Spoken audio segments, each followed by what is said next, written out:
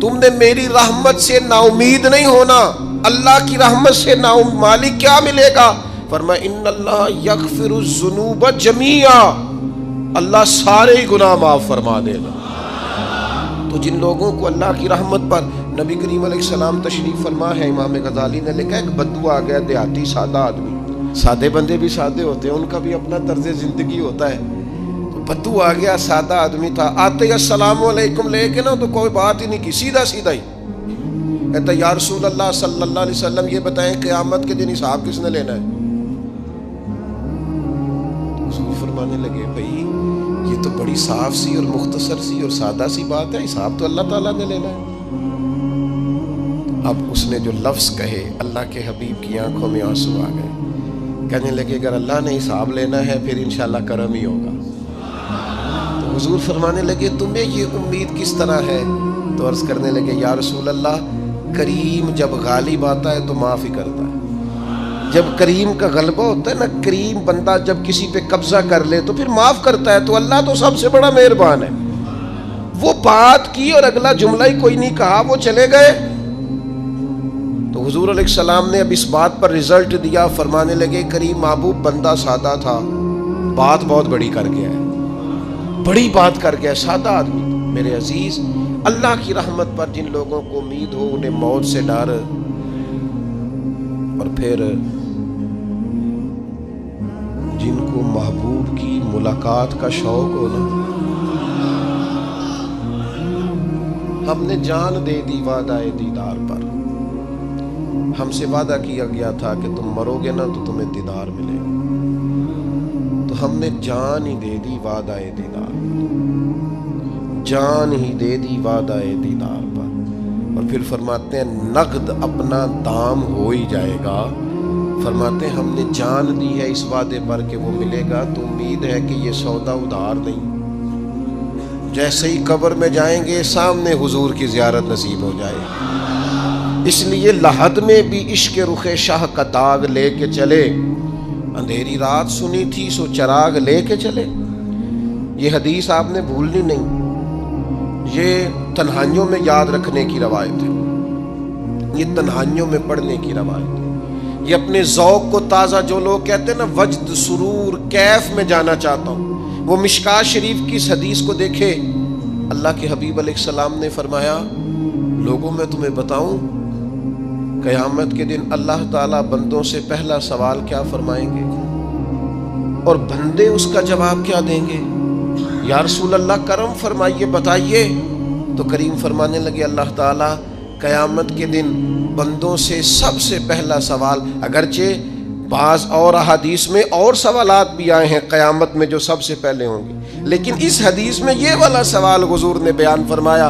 حضور فرمانے لگے اللہ قیامت کے دن اپنے بندوں سے سب سے پہلا سوال یہ فرمائے گا کیا تم میری ملاقات کو پسند کرتے تھے؟ اوئے ہوئے ہوئے، کیا تمہارا ملنے کو جی چاہتا تھا؟ کبھی اے حقیقت منتظر نظر آ نہ لباس مجاز. اقبال کہتے ہیں تیرے کرم اتنے ہیں دل کرتا ہے تجھے دیکھیں. کبھی کبھی اے حقیقت منتظر نظر آ نہ لباس مجاز میں. لاکھوں سجدے تڑپ رہے ہیں میری جبین نیاز میں. تمہارا دل کرتا تھا مجھ سے ملنے کو؟ حضور فرماتے بندے عرض کریں گے مالک بڑا دل کرتا تھا. تو پھر اللہ فرمائیں گے یہ گفتگو کی معنویت تو دیکھو یار، اس کا حسن تو دیکھو. اللہ پھر پوچھیں گے کیوں دل کرتا تھا تمہارا؟ دل کرتا تھا تو کیوں کرتا تھا؟ عرض کریں گے مالک اس لیے کہ ہمیں امید تھی کہ تو معاف بھی کر دے گا، رحمت بھی فرمائے گا. اس معافی کی امید پر دل کرتا تھا تو ملے. حضور فرماتے ہیں پھر رب فرمائے گا مجھ پر واجب ہے، میں نے اپنے کرم سے واجب کر لیا ہے کہ آج تمہیں جنت عطا کروں گا. یہ جو ملاقات ہے نا، ملاقات کہ وہ ملیں گے، ان سے ملاقات ہوگی. عمر بیت گئی نا نام جپتے، عمر بیت گئی نا تذکرہ کرتے. ہم سے بھی لوگ پوچھتے ہیں کیا کمائی کی، کیا زندگی میں حاصل کیا؟ تو ہم کہتے ہیں شرق سے غرب تک، ملک کے کونے سے لے کر دوسرے کونے تک مدینے والے کی بات کی. حضور کا ذکر کیا ہے۔ نبی پاک اور میں اپنی حیاتی تو قربان تھی، وہاں ساری محمد محمد پکیندے گزر گئی ساری۔ یہ اعزاز ہے، یہ کرم ہے۔ اب کیا ہوتا ہے، گناہگار لوگ ہیں، اتنا بڑا دعویٰ تو نہیں کر سکتے، لیکن دل تو چاہتا ہے نا کہ چلو جس کا نام لیا ہے اس کی کبھی زیارت بھی ہو، کبھی ملاقات بھی ہو، کبھی نظر کرم بھی ہو۔ کسی نے اپنے محبوب سے کہا تھا کہ ذرا ایک نظر مجھ پہ بھی کیجئے، تو قریب بیٹھے ایک شخص نے کہا یار تو نے بڑا دعویٰ کیا ہے، جو محبوب ہوتے ہیں ان کو تکلیف نہیں دی جاتی، تو کہتا ہے پورا چہرہ ہی تیری طرف پھیرے۔ تو پھر اس نے اس درویش سے پوچھا کہ میں بھلا پھر کیا کروں، میرا دل تو میرا بھی کرتا ہے نا۔ چلو یہ تو آپ کی بات ٹھیک ہے کہ اب میں محبوب سے کہوں کہ اتنی تکلیف کرے کہ میری طرف پورا رخ پھیرے تو ٹھیک نہیں، تو پھر بتائیں میں کیا کروں؟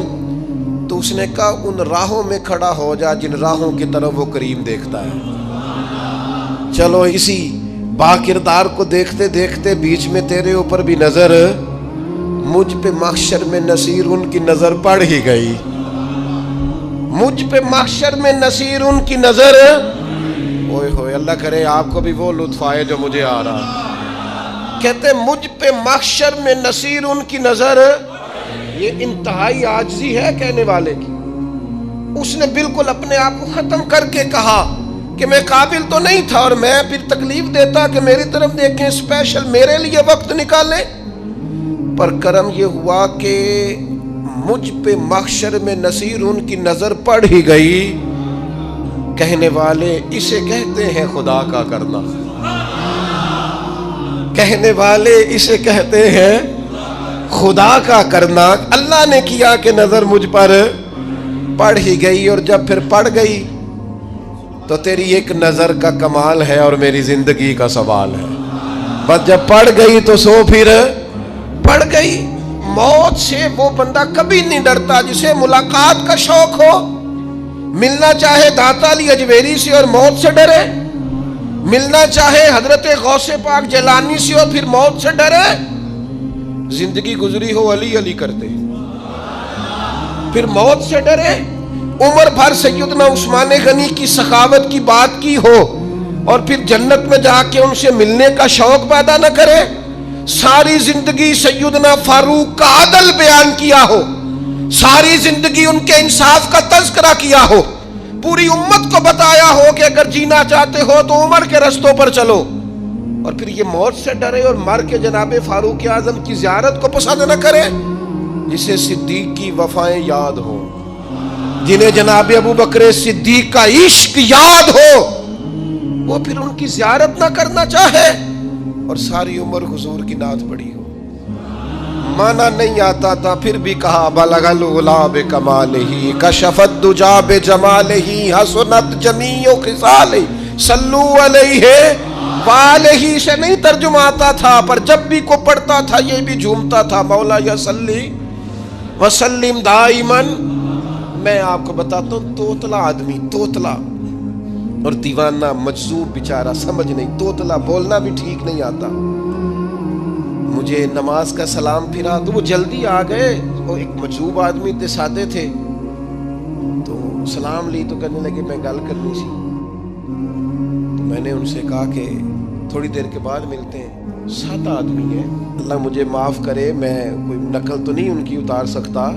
اس زبان کو ہم توتلی نہیں کہتے، ہم اس زبان کو بلالی زبان کہتے ہیں۔ یہ بڑی خوبصورت زبان ہوتی ہے، یہ جو توتلے لب و لہجے ہوتے ہیں نا، وہ جب بچہ پوری طور پہ اماں نہیں کہہ سکتا، توتلا ہوتا ہے تو کوئی مزہ آتا ہے اماں کو اماں کہلوانے میں۔ جب وہ پوری طور پر باپ کو بابا نہیں کہہ سکتا اور توتلا ہوتا ہے تو کوئی مزہ آتا ہے کہنے میں۔ وہ جب دادی نانی دادا کہتا ہے تو دادے کا دل کرتا ہے یہ 100 بار کہے، چونکہ اسے کہنا نہیں نہ آتا، لیکن اس توتلاہٹ میں جو اس کو لطف آتا ہے۔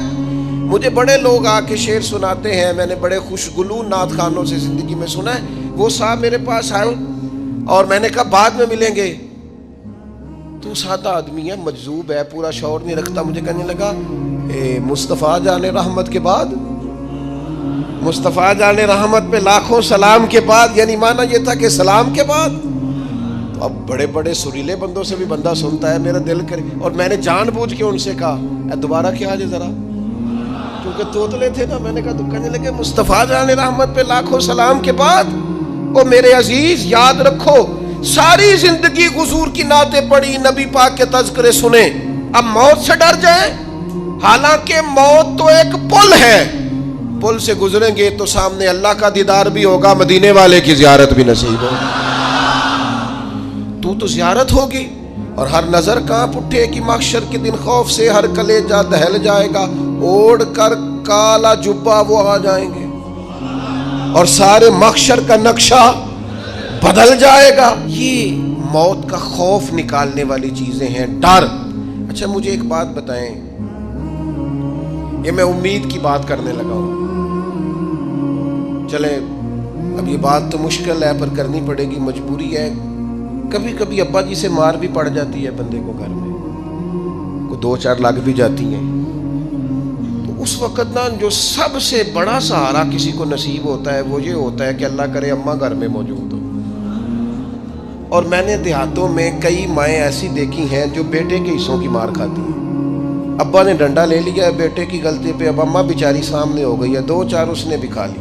یہ بات آپ سمجھیں, موت کا خوف نکالنے کے مفہوم میں بات عرض کر رہا ہوں. اماں موجود ہو نا گھر میں تو ابا سختی بھی کرنے لگے تو کسی وقت احساس ہوتا ہے کہ جناب یہ سختی نہیں ہوگی کیونکہ میری اماں, اور اماں پوری وکیل بن جاتی ہے, کہنی تو نہیں پتا تو ہو گئی غلطی, وہ فلانے دے منڈے نے خراب کیتا ہے, حالانکہ ہو سکتا ہے اس نے اس کو بھی خراب کیا ہو, لیکن وہ اماں وکیل ہے, وہ وکالت کر رہی ہے اور وہ بے لوث کر رہی ہے. ہوتا ہے ایسے, اس بات کو سمجھ لے اچھے طور پر. موت کا خوف نہیں, ڈر نہیں, اس لیے کہ گھر میں ماں موجود ہو تو باپ کا ڈر نہیں ہوتا. تو قبر حشر میں تو رسول کریم موجود ہے, وہاں تو نبی کریم موجود ہے, وہاں تو اللہ کریم اپنی رحمت فرمائے گا بندوں پر. اس لیے خوف نہیں, پینک نہیں, اپنی غلطیوں کا احساس ضرور کریں, اپنے اعمال پر توجہ ضرور دیں, لیکن موت کے خوف تلے دبتے نہ جائیں. انشاءاللہ صبح قیامت کرم ہوگا. میرے نبی پاک علیہ الصلوۃ والسلام نے تو فرمایا ہے بس ہم نے ایمان کامل لے کے جانا ہے دنیا میں. حضور نے فرمایا ہے جس طرح 14ویں رات کا چاند چمکتا ہے اس طرح میرے غلاموں کے چہرے چمکیں گے قیامت کو. اللہ کے رسول صلی اللہ علیہ وسلم فرماتے ہیں جسم کے جن جن حصوں پر وضو کا پانی لگتا رہا وہ قیامت میں چمکیں گے. دور سے لوگ ان کا نور دیکھیں گے, پتہ چلے گا وہ محمد عربی کے غلام آ رہے ہیں. یہ کرم ہوگا صبح قیامت, یہ عطائیں ہوں گی.